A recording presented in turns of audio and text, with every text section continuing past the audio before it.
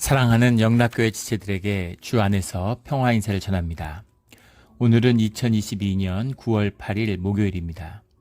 오늘의 묵상 본문은 욥기 33장 1절로 33절까지의 말씀입니다. 오늘 본문 말씀 33장 1절부터의 말씀은 이렇게 시작합니다. 그런즉 욥이여 내 말을 들으며 내 모든 말에 귀를 기울이기를 원하노라.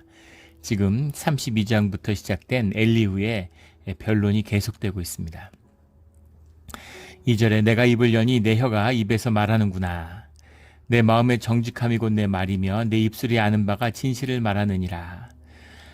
지금 터져 나오는 하나님이 주시는 말씀을 내가 토해내고 있다. 이제 이런 내 정직함이, 내 마음의 정직함이 곧 내 말이다. 이제 이렇게 주장하고 있는 것이죠.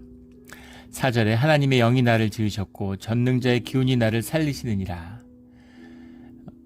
5절에 그대가 할 수 있거든 일어서서 내게 대답하고 내 앞에 진술하라.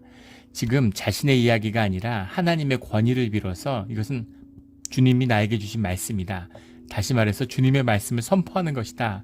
이렇게 주장하고 있는 것이죠. 그대가 할 수 있거든 일어서서 할 수 없다는 것을 이제 알기 때문에 하는 얘기겠죠. 일어서서라고 하는 이 의미는 이제 법적인 의미입니다. 지금 주님 앞에 서서 이야기하겠다. 주님 앞에 서면 이렇게 계속 욥이 얘기해왔는데 지금 주님의 말씀 앞에 서 있지 않느냐 이런 거죠. 그래서 이것이 주님의 법정이다 이런 겁니다. 그래서 너 자신을 변론할 수 있다면 주님의 말씀 앞에 너를 변론하겠다고 얘기하는데 그럴 수 있다면 일어나서 한번 내 입을 통해서 선포되는 주님의 말씀에 대해서 네가 한번 이야기해봐라. 이런 이야기죠. 근데 사실 누가 주님의 법정 앞에서 자신을 변론할 수 있겠습니까? 그러니까 이것은 압도적인 내 말을 들어라. 사실은 그런 이야기인 것이죠. 6절에 나와 그대가 하나님 앞에서 동일하니 나도 흙으로 지으심을 입었은즉 7절에 내 위엄으로는 그대를 두렵게 하지 못하고 내 손으로는 그대를 누르지 못하느니라. 인격적으로 인간적으로 그리고 삶의 경험 안에서 이런 것에서는 욥에게 압도되는 거죠. 엘리후가 감히 욥의 앞에서 무슨 의의를 주장하거나 무슨 어떤 종교적인 변론을 한다거나 그런 영향력과 권위를 가질 그런 엄두를 못 낸다는 얘기입니다. 그러나 하나님의 말씀을 선포하는 이 이야기는 내 이야기가 아니니까, 내 경험 속의 이야기가 아니니까, 그러니까 내가 이야기할 수 있다. 이렇게 굉장히 담대한 선포를 하는 것이죠. 8절에 그대는 실로 내가 듣는 데서 말하였고 나는 그대의 말소리를 들었느니라. 내가 듣는 데서 말하였다는 얘기는 이제까지 하는 얘기를 내가 다 들었다. 그러니까 내가 그 모든 이야기의 증인이다. 이런 이야기죠. 전해 들은 게 아니라 직접 들은 것이다 라는 겁니다. 내가 그대의 말소리를 들었다. 내가 다 기억하고 있고 네가 무슨 말을 하는지 내가 다 알고 있다. 이런 이야기죠. 9절에 이르기를 9절부터 11절까지 욥의 이야기를 재진술을 하고 있어요. 욥이 내가 들은 바 너는 이렇게 얘기했다 이런 것이죠. 이르기를 나는 깨끗하여 악인이 아니며 순전하고 불의도 없거늘. 그런데 이렇게 이야기했다는 거죠. 욥이. 나는 이런 거 욥을 얘기하는 거죠. 지금 욥의 얘기를 다시 인용하고 있는데 깨끗하여 악인이 아니며 라는 말이 이제 벌리파샤라는 말입니다. 벌리파샤라는 말은 이제 영어로 하면 without transgression, without 무슨 labor 이렇게 얘기하는데 깨끗하여 악인이 아니며 이렇게 썼는데 주님의 말씀에 순종했다는 얘기죠. 주님의 말씀에 거역함이 없었다. 이런 이야기입니다. 이 이야기는 율법을 다 지켜 행했다. 이런 의미죠. 이렇게 주장할 수 있죠. 근데 문제는 그 다음 말이에요. 순전하고 불의도 없거늘 이렇게 얘기했는데 순전하고라는 건 이제 하프라는 말이죠. 하프라는 말은 거의 쓰이지 않는 말인데 이제 영어로 innocent 이렇게 얘기했는데 이건 순전하다 이렇게 해석을 해서 이건 사실 신적인 순전함입니다. 욥이 이렇게 얘기한 적이 없죠. 23장과 27장에 이제 욥의 변론이 나왔는데 욥이 자신을 하프라고 순전하다고 우리말로 순전하다 이러면 잘 와닿지 않는데 히브리어로 하프라는 말은 쓰지 않는 말이에요. 이거는 정말 신적인 깨끗함 이런 것이죠. 그래서 그 욥이 이런 주장을 한 적이 없죠. 불의도 없거늘 이것도 마찬가지입니다. 로 아온 리 이런 말인데 로라는 게 노죠. 아온이라는 게 이제 guilty 죄를 말하는 겁니다. 리라는 건 이제 in me 이런 거죠. 그래서 no guilty in me 이런 말입니다. 로 아온 리 이런 말인데 이 말도 한 적이 없죠. 욥도 내가 죄가 없다고 하는 것이 아니다라고 분명히 얘기했습니다. 이렇게 순전하고 불의도 없다. 이게 죄가 없다는 얘기인데 어떤 사람도 이렇게 이야기하지 못하고 또 욥도 당연히 이렇게 얘기했을 리가 없죠. 누가 내가 죄가 없다 이렇게 얘기할 수 있겠어요? 우리 마태복음 5장에 보면 이 죄의 정의에 대해서 주님이 잘 말씀해 주셨죠. 너희가 음욕을 품었거든 눈을 뽑아 버려라. 너희가 눈을 뽑힌 채로 천국에 가는 게 지옥에 떨어지는 것보다 낫다. 이렇게 말씀을 하고 계십니다. 음욕을 내가 컨트롤할 수 없죠. 음욕을 컨트롤할 수 있다면 우리의 죄성, 우리의 육성이라는 걸 컨트롤할 수 있다면 그건 뭐 신이죠. 사람이 몸을 완벽히 컨트롤할 수 없습니다. 몸을 컨트롤할 수 있다면 아픈 사람이 없겠죠. 그런데 몸과 우리의 특히 몸도 하물며 우리의 무의식은 어떻겠어요? 보이지 않는 우리의 영의 세계를 누가 컨트롤할 수 있습니까? 나는 절대 그런 생각을 한 적이 없어. 나는 절대 나쁜 마음을 먹자. 이건 우리 의식의 얘기죠. 내가 의식적으로 그렇게 하지 않았다는 얘기입니다. 나는 미운 마음이 없어. 밉죠. 나게 악하게 한 사람, 나쁘게 한 사람을 밉지만 내가 의식적으로 그 미운 마음을 다스리는 겁니다. 근데 내 마음에 일어나는 걸 누가 컨트롤할 수 있어요? 근데 누가 내 안에 불의가 없다 이렇게 얘기할 수 있겠습니까? 말도 안 되는 얘기죠. 그리고 욥도 당연히 이런 얘기를 한 적이 없어요. 근데 네가 이렇게 얘기하였다라고 내가 들었다 이렇게 얘기하는데 사실은 그렇게 얘기한 적이 없고 하프라는 말을 쓴 적이 없습니다. 굉장히 중요한 단어이기 때문에 이 단어를 썼으면 분명한 문제가 되겠죠. 남의 이제 이야기를 침소봉대하는 거예요. 근데 이건 그러면 엘리후가 뭐 씌우는 것이냐, 욥을게 억울하게 이제 욥에게 또 다시 누명을 씌우는 것이냐, 아니 그런 것은 아닌 것 같습니다. 엘리후는 자기 마음으로 읽은 자기가 느낀 점을 이야기하고 있는 것인데 사실은 이게 거짓이라는 거죠. 예전에 어떤 집사님이 그런 말씀을 하세요. B라는 집사를 너무 이제 미워하는 겁니다. 그래서 왜 그렇게까지 미워하시냐고 얘기를 하니까 15년 전에 이런 이야기를 했다는 거예요. 그래서 도저히 용서할 수 없다 이런 얘기를 하더라고요. 그래서 제가 그 얘기를 직접 들으셨냐고 그렇게 물어보니까 직접은 아니고 그 C라는 집사님이 전해줬다는 거예요. 그 말을 들었다고 전해줬대요. 그래서 C라는 집사님을 만날 기회에서 얘기를 나누다가 예전에 이런 모임에서 이런 얘기를 들어서 옮긴 적이 있느냐 이렇게 물어보니까 그런 적이 있는데 절대 그런 뜻은 아니었다고 완전히 A라는 분이 A 집사님이 오해하는 거라고 그런 얘기가 아니었는데 완전히 뜻을 곡해했다고 그렇게 C라는 집사님이 흥분하시더라고요. 절대 그런 뜻이 아니었다고. 그래서 다음에 기회가 있어서 B라는 집사님을 만났는데 그 B라는 집사님한테 그때 집사님이 정확히 무슨 얘기를 하셨냐 그러니까 깜짝 놀라면서 그 모임에 당신은 없었다는 거예요. 그 모임에 가지도 않았다는 겁니다. 누가 거짓말하는 걸까요? 다 누군가 의식적인 거짓말을 하는 게 아니라 다 진실을 얘기하고 있어요. 자기 안에 진실이고 내 기억 안에 내가 만든 내 세상 속에 내가 살고 있잖아요. 내 안에 진실입니다. 90 넘은 할머니가 계세요. 10대 후반의 나이에 결혼을 했습니다. 그런데 그때 동갑내기 고등학교 때 친구하고 고등학교 졸업하던 해 결혼을 했는데 서로 아르바이트하고 돈이 어디 있어요. 그러니까 중국집에서 결혼을 했어요. 사거리에 있는 코너에 있는 중국집, 온 집이 빨간식으로 장식되어 있는 중국집에서 결혼을 했습니다. 중국집은 저가 음식, 싸구려 레스토랑에 그렇지 않고 고급 레스토랑도 많지만 이제 그런 대명사인 시절이 있었죠. 그래서 중국 레스토랑에서 결혼을 했는데 이제 세월이 지나니까 고급 프랑스 요리집, 이탈리안 레스토랑 이런 데서 결혼을 했다고 그렇게 말씀하시는 거죠. 결혼 반지는 금반지를 나눠 가졌는데 커플링으로.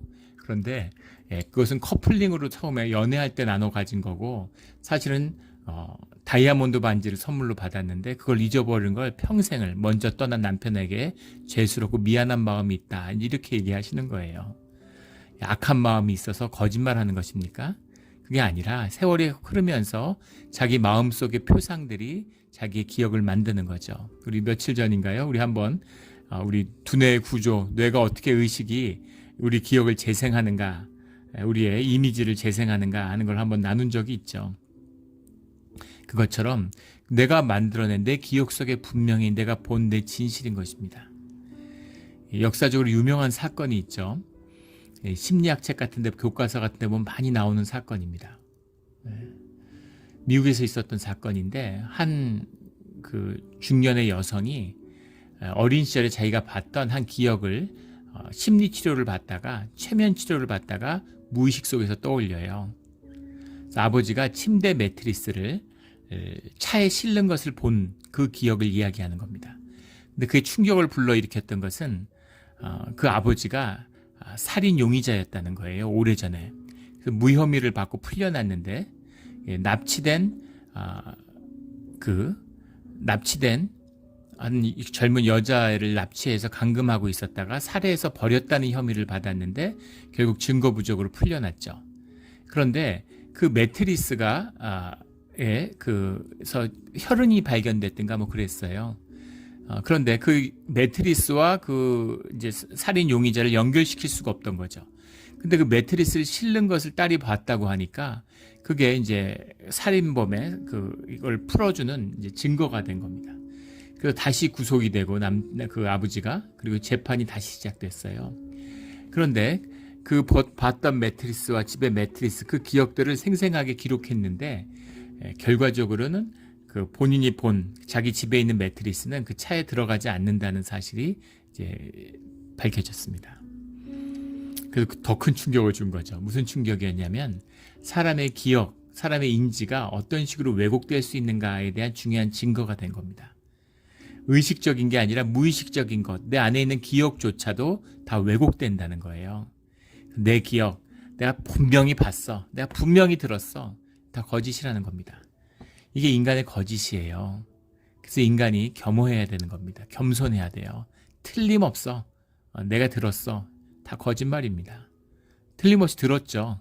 내가 분명히 들었지만 내 인지 기능 자체가 왜곡돼 있어요. 내가 듣고 싶은 걸 듣는 겁니다. 예전에 그런 거 하잖아요. 아이들이 줄 쭉 써가지고 쪽지에 하나 적어서 귀로 전달하면 제일 마지막에 있는 사람이 엉뚱한 소리 하죠. 그 한 10명 통과해도 그게 단어도 심지어 왜곡이 돼요. 뭐 이야기는 말할 것도 없습니다. 하물며 이 뭐 역사 이런 거, 역사의 왜곡 이런 거 보십시오. 역사라는 건 그 자체가 거짓이죠. 인간들이 스스로 묻기 위해서 만든 이야기예요. 민족도 마찬가지고 국가도 마찬가지입니다. 그래서 사실은 우리가 하나님 앞에 주님의 성령 안에서 연합할 때만이 우리 삶의 진실을 만날 수 있습니다. 내가 누군지, 내가 어떻게 살았는지, 내가 어떤 삶을 살아야 되는지에 대한 그 모든 것이 주님 안에 있어요. 주님을 만나지 않은 사람은 진실이라는 것이 없는 겁니다. 내가 진실하려고 노력하는데, 내가 거짓이 없고 솔직하려고 그러는데 솔직한 것이죠. 그건 진실이 아니에요. 이런 겁니다. 그래서 엘리후가 욥의 이야기를, 그러니까 이게 대화가 이게 뭐가 되겠습니까? 그걸 반박하는데 이 들은 얘기 자체가 왜곡되어 있는데 무슨 이야기에 대한 반박이 되겠어요. 그러나 이 이야기에 대한 논박과는 별개로 이 엘리후의 변론에는 중요한 신학적인 의미가 들어있죠. 그것이 무엇인가가 사실은 중요한 것입니다. 10절에 참으로 하나님이 나에게 잘못을 찾으시면 나를 자기의 원수로 여기사 11절에 내 발에 착고에 채우시고 나의 모든 길을 감시하신다 하였느니라. 이 얘기는 했죠. 16장 12절 13절에서 욥이 한 얘기입니다. 그런데 12절에 내가 그대에게 대답하리라. 이 말에 그대가 의롭지 못하니 하나님은 사람보다 크심이니라. 욥이 의롭지 못하다는 게 아니라 이 말 자체에 대해서 의롭지 못하다는 것이죠. 이유는 하나님은 사람보다 크심이라 하는 이 말씀이죠. 맞죠? 하나님은 우리의 경험 밖에 계신 분이에요. 위대하고 크신 분입니다. 그 분이 당신의 임재를 우리의 경험 속에 제한시켜 주시는 거죠. 우리를 만나 주시는 거예요. 추상적이고 거창하게 들리는데 그 애기 엄마가 아이하고 이렇게 대화를 하잖아요. 그랬어 우쭈쭈쭈쭈 이러면서 그랬구나 이러면서 오늘 우리 장군이가 배가 고팠구나 엄마가 오늘 늦게 와서 미안해 이러고 막 얘기를 하죠. 심지어는 엄마가 아이의 목소리로 얘기를 하잖아요. 두 가지 그런 거 많이 경험해 보셨죠? 엄마 왜 이제 왔어요? 그러고, 엄마가 오늘 바빠서 늦었어. 이러고 혼자서 이렇게 대화를 하고 이야기하고, 예. 예, 완전히 이입돼서, 예, 심령의 고백을 하는 거죠. 아이의 마음이 돼서 하나가 된 거죠. 마음이 사랑하니까. 마음이 하나가 돼가지고, 아이의 심령의 고백을 하고, 답하고, 예. 주님의 음성을 들을 때 이제 그런 경험을 해보셨을 거예요. 그게 마음이 하나 되는, 영이 하나 되는 경험이죠. 예. 그런데 그 경험에 엄마가 아이의 경험 속에 제한되는 것이죠. 아이처럼 얘기하는 거예요. 애한테 동화를 읽어주고 그랬어요. 예, 오늘 아침 먹었어요 하고 얘기를 하는. 예. 엄마가 왜 아이한테 존댓말을 쓸까? 예, 엄마가 존댓말 써야 아이가 존댓말을 배우죠. 아이들이 엄마한테 반말하는 집안이 많이 있어요. 왜 아이가 엄마한테 반말을 할까? 부모가 아이한테 키울 때 반말을 했기 때문입니다. 말을 그대로 배우는 거예요. 그 비밀이죠. 똑같은 가정 분위기에서 자랐어요. 똑같은 아마 가정 문화를 갖고 있을 겁니다. 근데 저는 이제 이런 교육학, 신학 이런 걸 배우면서 아이한테 존댓말을 써야 되는구나 하는 것을 이제 깨달은 것이죠. 그래서 아이한테 존댓말을 쓰는 겁니다. 근데 어릴 때 아버지는 그런 걸 모르시니까 왜 애한테 존댓말을 쓰냐고 되게 이상해 하시더라고요. 근데 저희 형네는 아이들한테 이제 당연히 반말을 하죠. 근데 애들이 자랐는데 저희 조카 애들 보면 부모님한테 반말을 해요. 예, 입에 익은 건데 어떡하겠어요. 그런 것이죠. 예, 그런 것처럼 그 말을 그대로 배우는 겁니다. 그러니까 경험을 제한했다라는 말이 맞는 것이죠. 하나님은 사람보다 크심이라 분명한 얘기죠. 예, 그래서 어떻게 너가 너의 경험 안에서 하나님을 재단하느냐, 하나님의 뜻을 네가 어떻게 아느냐 하는 말인데 맞는 말입니다. 물론 욥도 그걸 모르지 않겠죠. 하도 억울하고 참담하니까 그 비통한 마음을 이제 고백하는 이제 그런 것이었을 것이겠죠. 예, 14절에 하나님은 한 번 말씀하시고 다시 말씀하시되 사람은 관심이 없도다. 주님이 왜 말씀하지 않으신다? 왜 13절에 보면 하나님께서 사람의 말에 대답하지 않으신다에 어찌 하나님과 논쟁하겠느냐? 왜 주님이 말씀하지 않느냐라고 하는데 네 경험 안에서 주님의 말씀을 재단하느냐? 이 얘기인 거죠. 하나님은 말씀하시고 또 말씀하신다는 겁니다. 그게 15절에 나오는 사람이 침상에서 졸며 깊이 잠들 때 꿈에나 밤에 환상에 볼 때 그가 사람의 귀를 여시고 경고로서 두렵게 하시니 우리가 느끼는 두려움, 우리가 보는 환상, 우리가 꾸는 꿈 이런 걸 통해서 주님이 말씀하신다는 거예요. 주님이 말씀하시는 도구는 여러 가지가 있죠. 이걸 보고 깨달을 수도 있고 저걸 보고 깨달을 수가 있습니다. 예. 어떤 선교사님이 그 피어난 꽃을 보고 통곡을 하셨대요. 주님의 답이 그 꽃 속에 있는 것이죠. 그 꽃의 생명을 보면서 그 꽃이 화사하게 피어있는 걸 보면서 아 이거였구나. 아 이거구나 라는 걸 삶의 의미를 깨닫고 통곡을 하셨다는 고백을 들은 기억이 있습니다. 예. 솔로몬의 영광이 저 들에 핀 꽃 하나만 못하다라는 주님의 말씀의 뜻을 깨달아 알게 된 것이죠. 그 깊은 뜻을 뭘로 헤아리게 이걸 말로 하면 전달이 되겠습니까? 그런 깨달음이죠. 주님이 모든 만물로 우리의 꿈으로 우리에게 말씀하세요. 근데 우리가 그걸 듣지 않고 기억하지 않는 것이죠. 가끔 그런 분들이 있습니다. 나는 꿈을 꾸지 않는다고 20년 동안 꿈을 안 꿨다. 세상에 꿈을 안 꾸는 사람은 없죠. 매일 밤 꿈을 꿔요. 그런데 그걸 듣지 않기 때문에 심령이 닫혀버린 것이죠. 무의식의 소리를 듣지 않으니까 얘기하지 않는 겁니다. 상당히 그 비극적인 단계에 와 있는 거죠. 꿈의 소리, 꿈의 이야기에 귀를 기울이면 그러면 꿈을 통해서 이야기하기 시작하는 거죠. 영의 대화가 열리는 겁니다. 기도도 마찬가지죠. 기도가 닫힐 때가 있어요. 또 열릴 때가 있습니다. 근데 또 막 내가 들어야지 하고 초조할 필요 없죠. 그냥 쭉 기도를 하는 것입니다. 그러면 또 주님이 말씀하실 때가 있는 거죠. 중요한 것은 주님이 침묵하시면 누가 주님의 말씀을 듣겠습니까? 그러나 귀를 열고 있는 것과 귀를 닫고 있는 것은 다른 것이다 라는 거죠. 17절에 있는 사람에게 그의 행실을 버리게 하려 하심이며 사람의 교만을 막으려 하심이라. 핵심적인 이런 엘리후의 주장에 핵심이 나오고 있어요. 이 17절의 말씀이죠. 고난의 의미가 무엇이냐라는 것에 대해서 계속 친구들은 네가 잘못했으니까 벌 받았다라고 얘기하고 욥은 그게 아니라고 얘기하는데 엘리후는 꼭 죄를 짓고 벌을 받는 그런 게 아니라 그의 행실을 버리고 사람의 교만을 막기 위해서 그 사람을 깨우치고 성장시키기 위한 그런 연단의 도구로서의 고난이 있다. 이런 이야기입니다. 그런 뜻이 주님 안에 있을 수 있다라는 이야기죠. 그런 고난을 바라보는 새로운 관점에 대한 신학적인 변증을 하고 있는 겁니다. 그리고 또 하나 중요한 말씀을 하시는데 23절에 만일 일천 천사 가운데 하나가 그 사람의 중보자로 함께 있어 그의 정당함을 보일진대. 일천 천사 가운데 하나, 일천 천사라는 게 이제 멜라크 멜리스라는 말인데 말라크라고 하는 것이 이제 메신저죠. 천사라고 멜리스라는 건 이제 메디에이터, 중보자 천사 이런 말입니다. 천사 중보 사상이 이제 말씀에 나오는 거죠. 이 천사 중보의 이야기, 이런 우리의 수호 천사라고 그러죠. 양 어깨에 수호 천사가 있어서 우리의 죄악을 주님께 보고하기도 하고 또 우리를 위해서 기도해 주기도 하고 이런 중보하는 천사가 있다라는 게 중세에 너무 강해져서 천사 숭배가 만연했어요.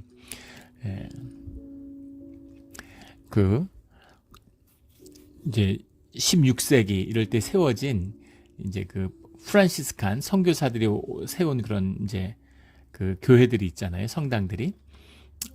성당들에 가보면 천사 숭배가 어땠는가 하는 걸 볼 수 있습니다. 제가 살았던 동네에도 성당이 있는데 거기 가보면 이렇게 천사가 예수님을 이렇게 감싸 안고 애기처럼 이렇게 안고 있는 큰 천사가 마리아와 예수님을 이렇게 날개로 이렇게 감쌌는데 그 천사가 거대하게 이렇게 서 있는 십자가가 있어야 될 자리에 천사가 있어요. 그래서 굉장히 충격을 받았던 기억이 있는데 그런 거에 대한 반발로 이제 종교 개혁을 하면서 천사 숭배를 철저히 배격했습니다. 천사의 이야기를 우리 개신교에서 찾아보기 어렵죠. 근데 성경에 분명히 나옵니다.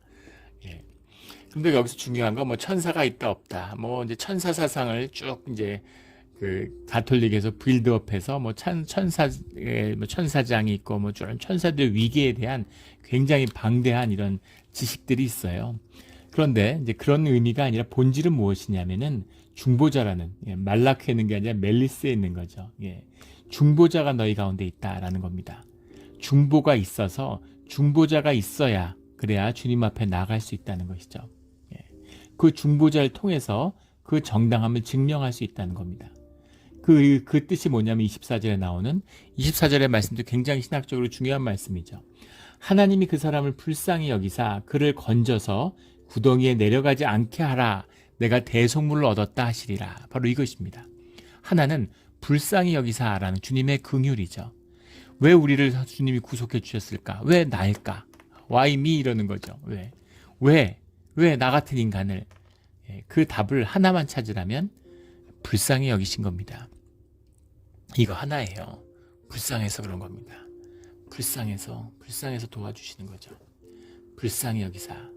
그를 건져서라는 건져라는 게 퍼데후라는 파다라는 말에서 온 건데 퍼데후라는 말인데 이게 우리가 쓰는 구속하심 바로 그 단어잖아요. 건져서 건져내는 거죠. 하나님이 이런 음부에 빠져서 구덩이에 빠져 내려가는 걸 건져 올리시는 거예요. 그 이유는 불쌍히 여겨서입니다. 그걸 건져내셨는데 그 이유가 뭐냐면 또 내가 대속물을 얻었다 하시니라.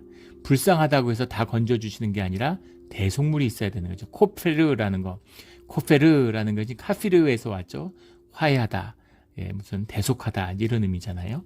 그래서 희생의 제사물, 우리가 제사할 때 우리의 죄를 걸머진 양을 그 대가로 받으시는 것처럼 그래서 이게 랜섬이라고 그러나요? 보석금을 내야 풀어주잖아요. 죄가 없는 게 아니에요. 무죄라서 풀어주는 게 아니라 보석금을 냈기 때문에 풀어주는 겁니다. 그것처럼 보석금 제도가 있는 거죠. 코페르라고 하는 대속물.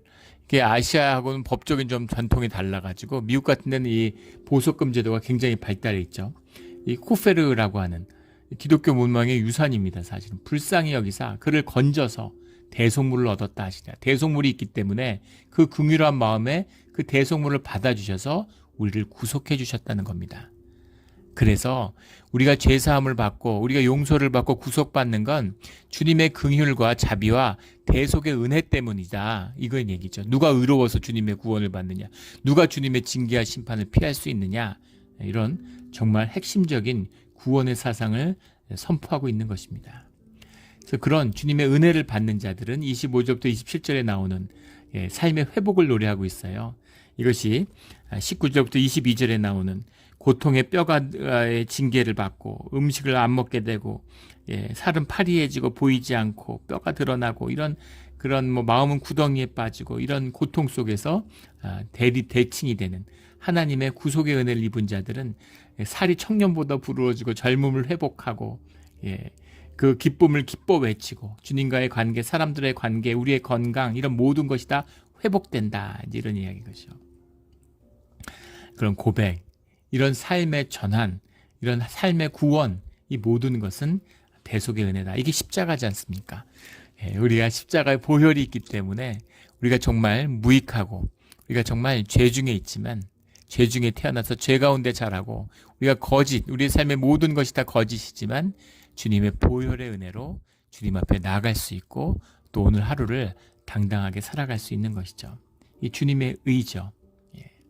28절에 하나님이 내 영혼을 건지사 구덩이에 내려가지 않게 하셨으니 내 생명의 빛을 보겠구나 하리라.